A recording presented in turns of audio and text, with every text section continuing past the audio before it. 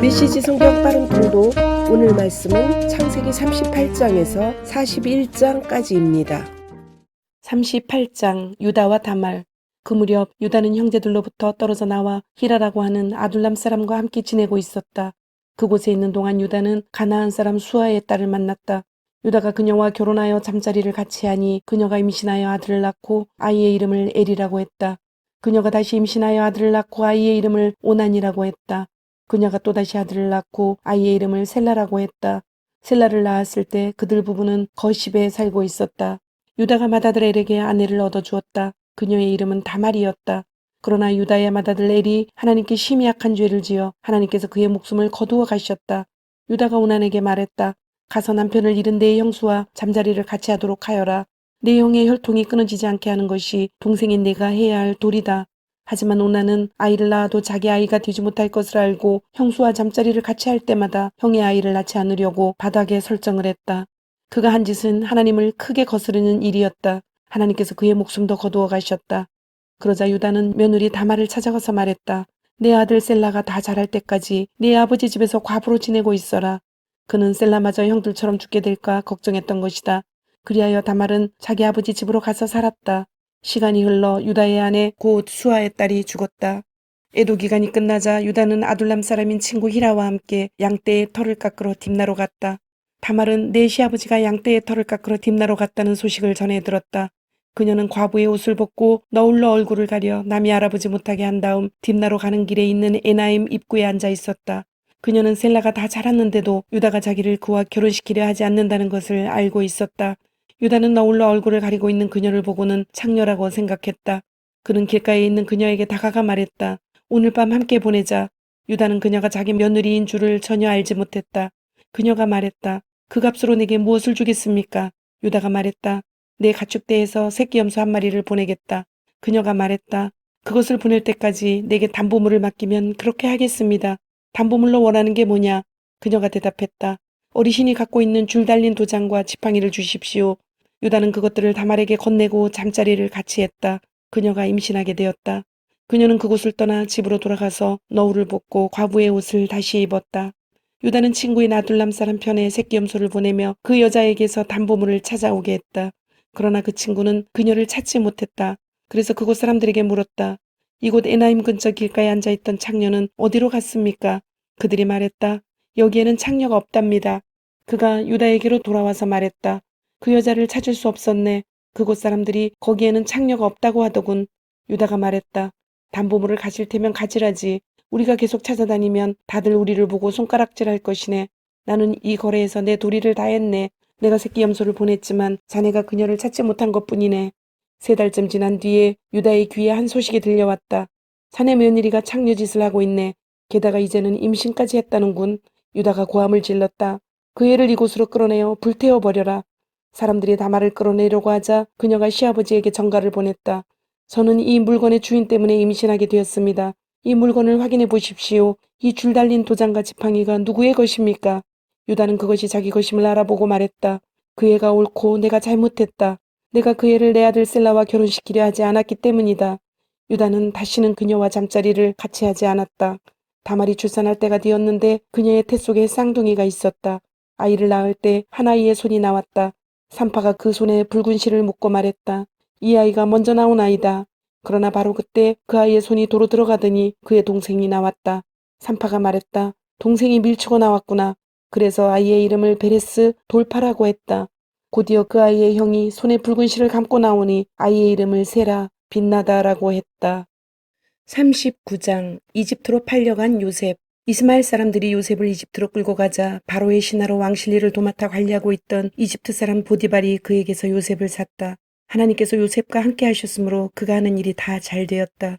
그는 자기 주인인 이집트 사람의 집에서 지내게 되었다. 그의 주인은 하나님께서 요셉과 함께 하시면서 요셉이 하는 일마다 잘 되게 해주시는 것을 알았다. 그는 요셉이 몹시 마음에 들어 그에게 자신의 시중을 들게 했다. 그는 자신의 개인적인 일들을 요셉에게 맡기고 모든 재산을 관리하게 했다. 그때부터 하나님께서 요셉으로 인해 그 이집트 사람의 집에 복을 주셨다. 그의 집에 있는 것이든 밭에 있는 것이든 그가 소유한 모든 것에 하나님의 복이 두루 미쳤다. 보디발은 하루 새끼밥 먹는 일만 신경 쓰면 되었다. 요셉은 용모가 준수하고 잘생긴 남자였다. 시간이 흐르면서 주인의 아내가 요셉에게 반해 어느 날 이렇게 말했다. 나와 함께 침실로 가자. 요셉은 그렇게 하지 않았다. 그는 주인의 아내에게 말했다. 보십시오. 주인께서는 모든 소유를 제게 맡기시고 집안일에 대해서는 일절 신경 쓰지 않으십니다. 그분은 저를 동등한 사람으로 대해 주셨습니다. 다만 그분께서 제게 맡기지 않으신 것이 있는데 바로 당신입니다. 당신은 주인님의 아내이기 때문입니다. 그런데 제가 어떻게 그분의 신뢰를 저버리고 하나님께 죄를 짓겠습니까? 그녀가 하루도 빠지지 않고 날마다 졸라댔지만 요셉은 뜻을 굽히지 않았다. 그녀와 같이 자기를 거절한 것이다.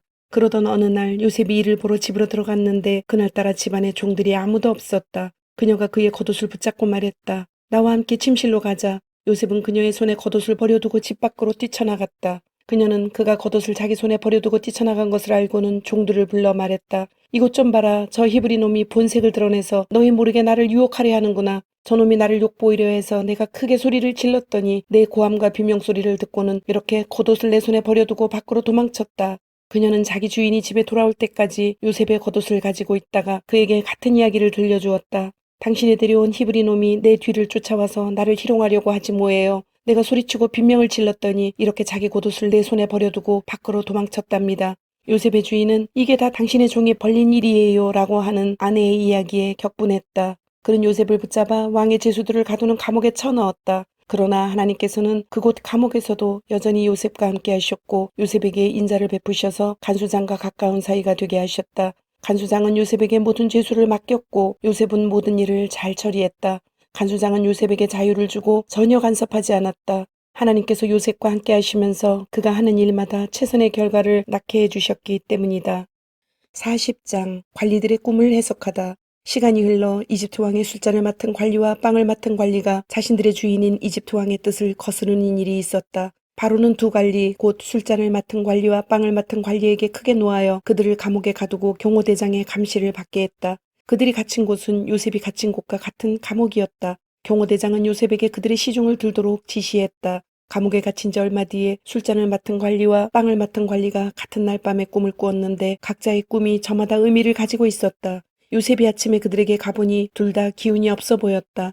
그래서 그는 자신과 함께 갇혀있는 바로의 두 관리에게 물었다. 무슨 일입니까? 어째서 얼굴에 수심이 가득합니까? 그들이 말했다. 우리가 각자 꿈을 꾸었는데 그 꿈을 해석해 줄 사람이 없어서 그러네.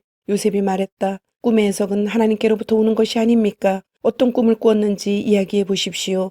술잔을 맡은 관리가 먼저 요셉에게 자기 꿈을 이야기했다. 꿈에 보니 내 앞에 포도나무가 있는데 가지가 3개 달려있더군. 싹이 나고 꽃이 피더니 포도송이들이 익는 거야.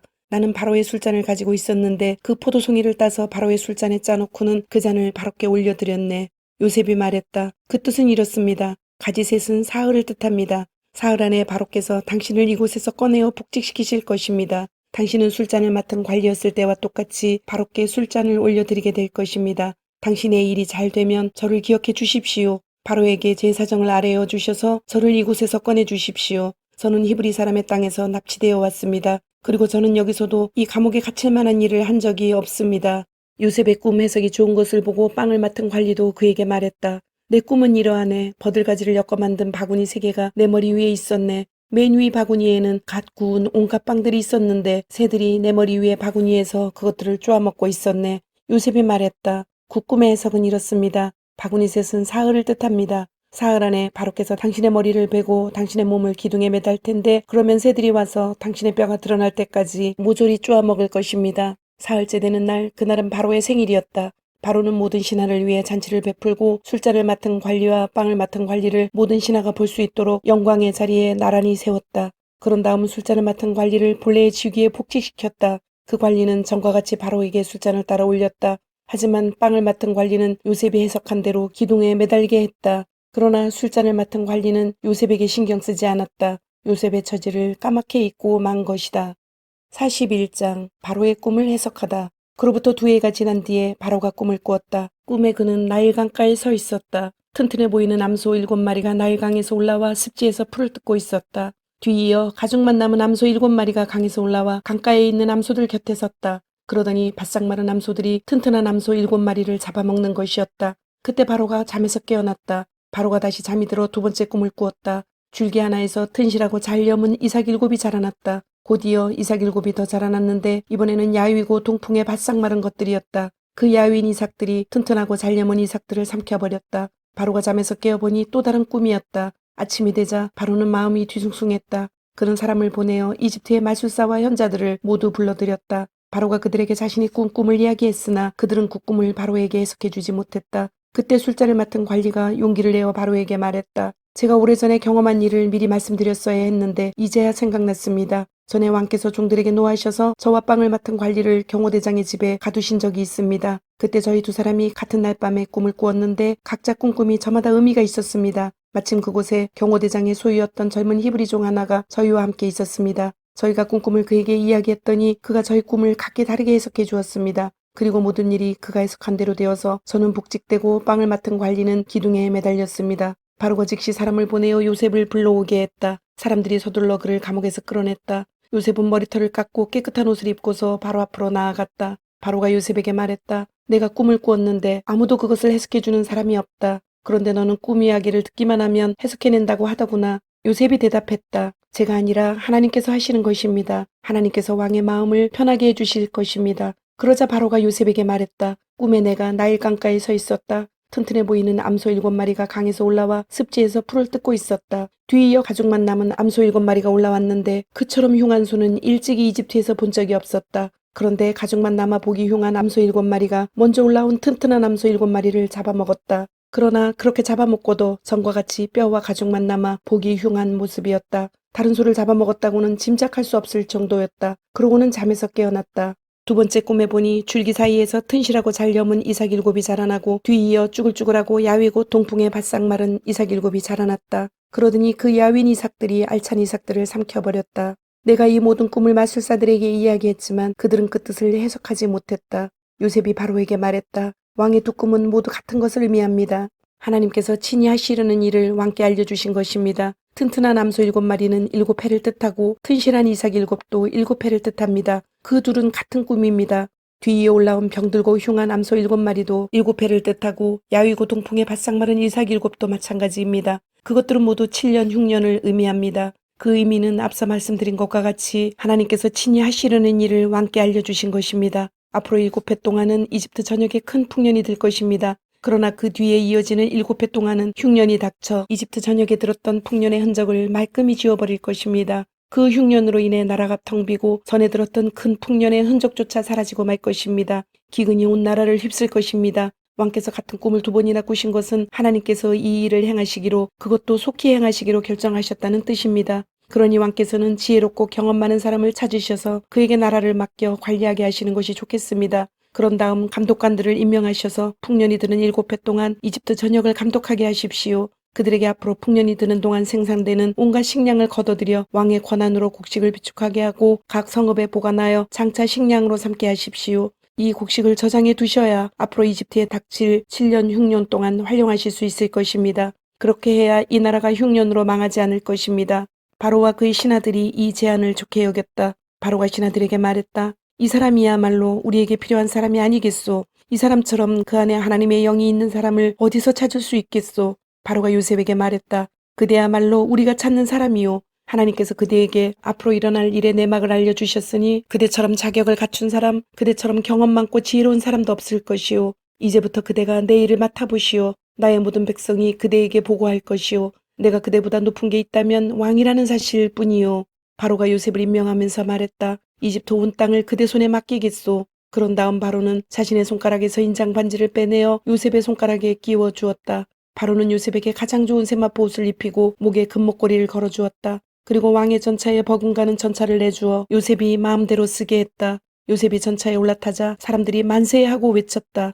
요셉이 이집트 온 땅을 맡아 다스렸다. 바로가 요셉에게 말했다. 내가 왕이지만 그대의 허락 없이는 이집트에서 어느 누구도 손가락 하나 움직이지 못할 것이요. 바로는 요셉에게 사분아빠네아 하나님께서 말씀하시며 그분은 살아계시다라는 이름을 지어주고 헬리오폴리스라고 부르는 온의 제사장 보디베라의 딸 아스낫을 그에게 아내로 주었다. 요셉은 자신의 임무에 따라 이집트 온 땅을 둘러보았다. 요셉이 이집트 왕 바로를 위해 일하기 시작할 때 그의 나이 30살이었다. 요셉은 바로 앞에서 물러나오자마자 이집트에서 일을 시작했다. 풍년이 든 7해 동안 그 땅은 풍성한 곡식을 냈다. 요셉은 이집트에 찾아온 7해 풍년 동안 생산된 식량을 거두어 들여 여러 도시에 비축했다. 각 도시마다 주변 밭에서 거두어 들인 잉여 농산물을 저장하게 했다. 요셉이 얼마나 많은 곡식을 거두어 들였던지 바다의 모래처럼 많았다. 나중에는 그 수를 헤아리는 것조차 포기해야 할 정도였다. 요셉은 7해 흉년이 닥치기 전에 온의 제사장 보디베라의 딸 아스나색에서 두 아들을 보았다. 요셉은 하나님께서 나의 모든 고난과 내 아버지의 집을 잊게 해주셨다고 말하며 맏아들의 이름을 므낫세 잊어버리다라고 했다. 또 하나님께서 내 슬픔의 땅에서 나를 번성하게 해주셨다라고 말하면서 둘째 아들의 이름을 에브라임 갑절의 번성이라고 했다. 7해 풍년이 끝나고 요셉이 말한 대로 7해 흉년이 찾아왔다. 모든 나라가 기근을 겪었으나 식량이 있는 나라는 이집트뿐이었다. 기근이 이집트 전역으로 확산되자 괴로움에 빠진 백성이 바로에게 먹을 것을 달라고 부르짖었다. 바로는 이집트 사람들에게 이렇게 말했다. 요셉에게 가서 그가 일러주는 대로 하여라. 기근이 너무 심해져 이집트 온 땅을 덮자 요셉은 곡식 창고를 열어 비축해 두었던 식량을 이집트 사람들에게 팔았다. 기근이 극심했다. 이윽고 온 세상이 요셉에게서 식량을 사려고 모여들었다. 기근이 온 세상을 덮쳤던 것이다.